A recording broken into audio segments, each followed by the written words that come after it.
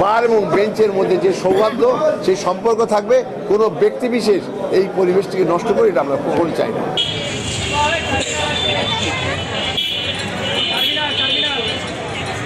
আমাদের যিনি জেলা জজের দায়িত্বে আছে জনাব আইরিন পারভিন,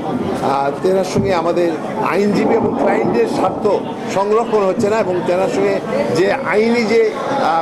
প্রক্রিয়া অনুসরণ করা দরকার সেগুলো আমার কাছে মনে হয়েছে, আমাদের কাছে মনে হয়েছে যে এটা যথার্থ হচ্ছে না বলে আমাদের প্রায় 200 আইনজীবী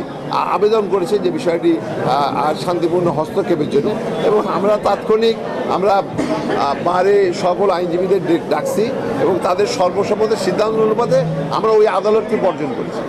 আমরা বলেছি ওনার পরিবর্তে অন্য যে কাউকেই এই আদালতের দায়িত্ব দিলে আমাদের আইনজীবীরা দায়িত্ব পালন করবে বিশ্বাসকে। কিন্তু একটা ঘটনা যে আইনজীবী বাদেই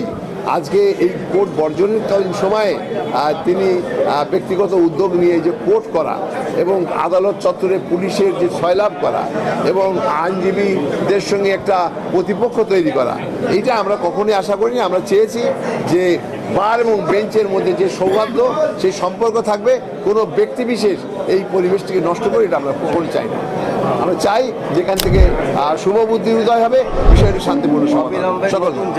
এবং অবিলম্বে আমরা নতুন জেলা জজকে আমরা দায়িত্ব পাক আমরা এটা প্রত্যাশা করছি এবং আমরা এই দাবিতে আমরা 11 তারিখে আমরা স্মারকলিপির কাজ যে জেলা প্রশাসকের স্মারকলিপি প্রদান।